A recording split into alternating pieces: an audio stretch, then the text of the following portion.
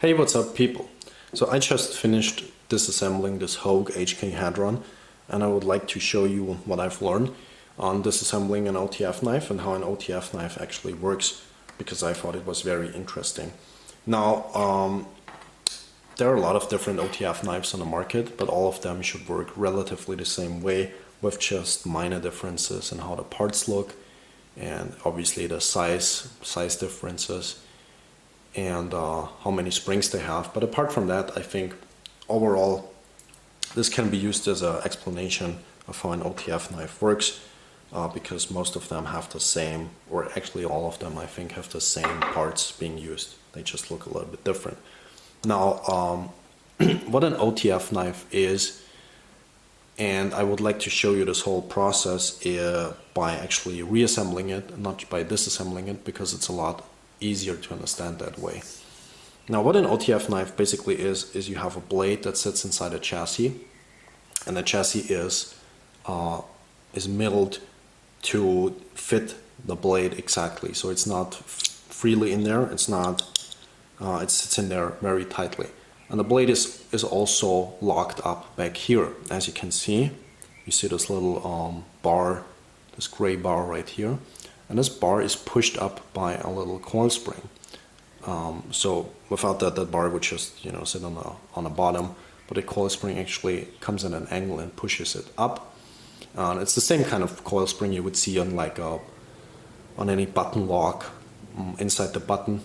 This little coil pushes up that bar, and that bar engages with the tang of the blade. So if I release that bar, you can see there is a little notch, and the bar engages with that notch, and therefore the blade cannot go forward by itself. You first need to release the locking system right here. It's basically also, you can think of it like a liner lock. You have to push it to the side to release the blade. It's just, in a different orientation. Now, our blade is free to go. It can't fall out of the handle by itself unless you really, really try to. But everything is in here tightly, so the blade is not able to go forward by itself. I just push it for now. Notice that there is also this silver pin in here. Now, what that pin actually is, it's a stop pin.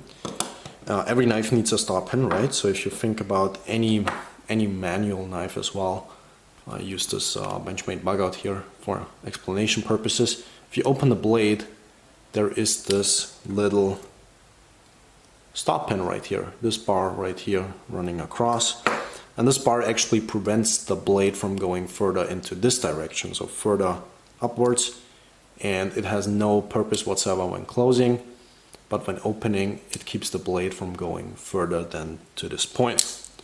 So a stop pin is a very important feature of any folder, and so it is in this OTF knife. So the stop pin prevents the blade in the closed position from going further into this direction. So it can only go to this point, and then it can't go forward again because of the locking system. But it can't go further back, not because of the locking system, but because of that stop pin. Now, as you can see, and hopefully you can see this, right underneath this section here of the tip of the blade, there's the exact same cutout that we have back here, and if our blade slides forward, the stop pin is locking up in the exact same position as here, just in a different direction. So meaning the blade can't go out of the handle further than to this point because of the stop pin. So the stop pin is a hugely important part of an OTF knife. It's just a simple bar, but simple pin, but it's very, very important. Now, as you can see, you have that same kind of bar in the front here than you have on the back, and it works actually the same way. So this is actually locking up with the tang of the blade. So the stop pin keeps the blade from going further out of the handle, and this bar keeps it from going back by itself. So it's locked in here. I can't push it close. I first have to release this locking system right here. Now, we need something that helps us both unlock this locking system and unlock this locking system. So we have the next part, and the next part is just a steel plate basically that's cut to fit in here. Okay, so it lays on top. And what that steel plate does, as we push the plate forward, it unlocks the locking system back here, and our blade is free to go, right? And when our blade goes out, the top locking system also engages, and in order to release it, we push back on this plate, and that plate actually releases the locking system, and the knife can go back into the handle.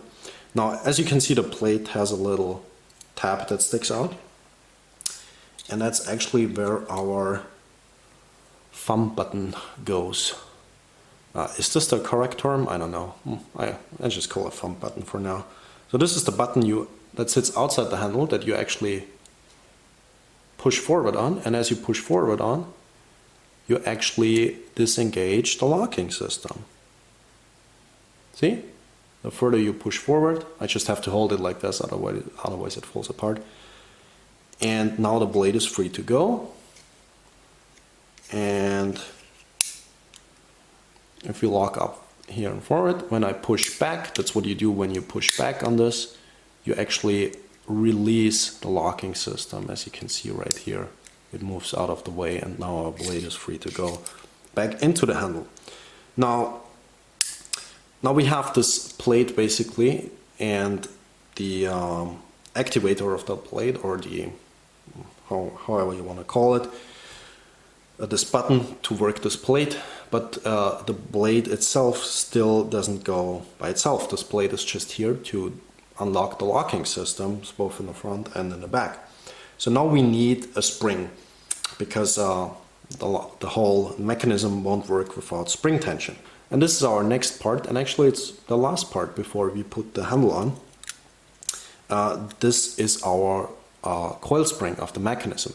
As you can see, I'll show you the whole thing without the knife first.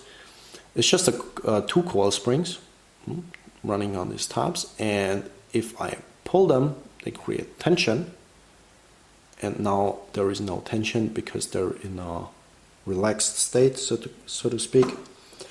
And this goes onto here. So in the front we have this little metal thing that hooks onto the plate that disengages our locking systems. And now this is really important. In the back, this actually doesn't hook on the plate, but it hooks on the stop pin. Why does it need to hook on the stop pin? Because otherwise we just move the plate back and forth and unlock the locking systems, but the blade will still rest in the position where it is, because it doesn't want to go out by itself. So we have to hook. This is going to be a little bit tricky to show on camera, but I hope I can do it. So now we have the springs hooked to the plate on the front, and in the back we actually have it hooked to the stop pin.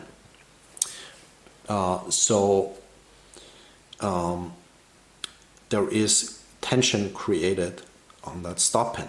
Now the blade can't go forward by itself still, because the lock is still engaged. So guys, I had to flip it around because it's very hard to do, because I have to hold on several things right now in order for this knife to stay together. Now I can only show you partially of the action partially, because in a disassembled state it's not possible, because the spring will go flying. So I have to put the top scale back on, but I will show you part of the action. Now spring is hooked to the plate here in front, but it's hooked to the back, to the stop pin in the back, so it's actually hooked to the blade right here. Now as I push the thumb plate forward and pull on the bar, that bar goes forward and the spring tension gets really high. So the stop pin right now is under spring tension from the double springs. Now I put the top scale back on because I'm not able to show you the action otherwise. So, and as we push, as you know, we push. What actually happened is the tension was too high on that stop pin, and the plate at the same time, this is unlocked the locking system, and the whole blade went forward under the spring tension. Now, one thing that is to note right here is that now the stop pin obviously is in the front, so our coil springs right here are hooked to the stop pin in the front now, not in the back anymore, because the whole blade went forward, and the coil springs are hooked to the plate in the back. Now this obviously falls off all the time because the scale is not on, but in normally that's how it looks. So yeah, and your thumb button of course is up here. So when we detract the blade, it actually works exactly the same way as it opens. We push back on here and create enough tension on that plate.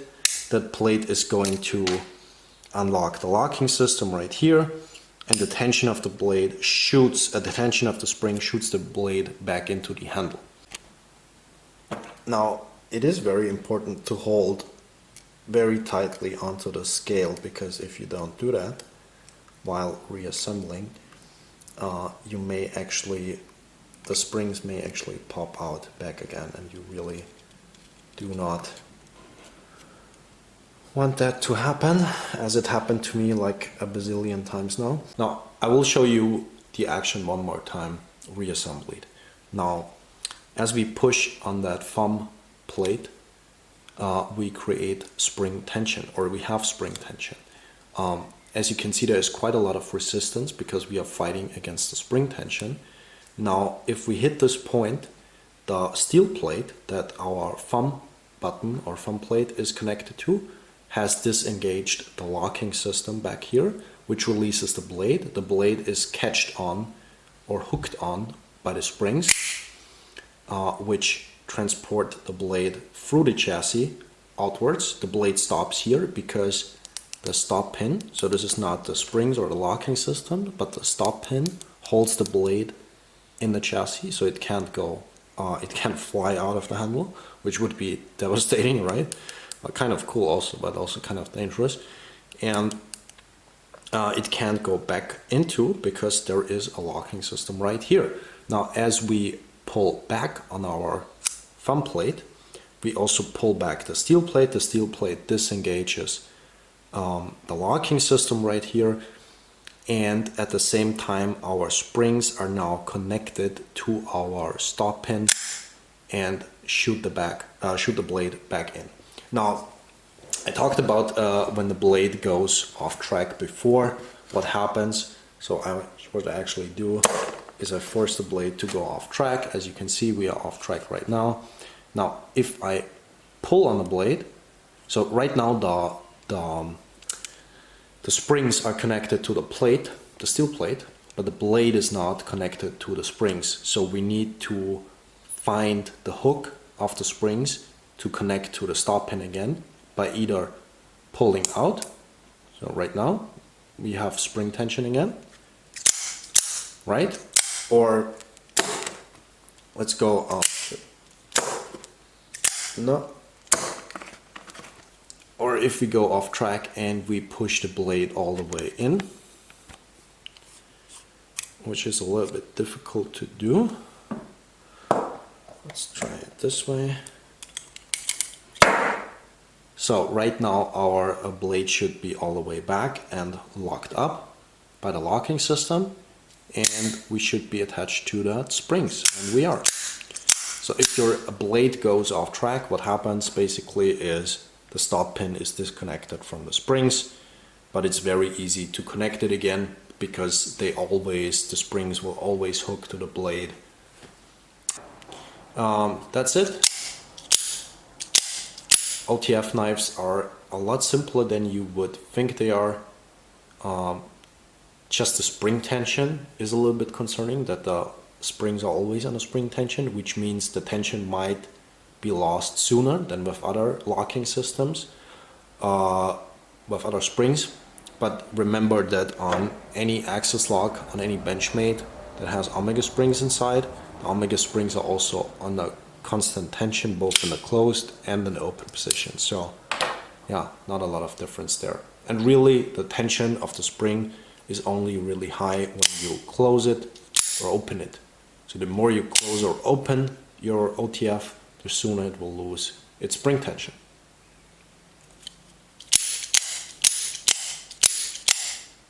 But it's kind of fun. Let's be honest about that. So thank you guys for watching, and goodbye.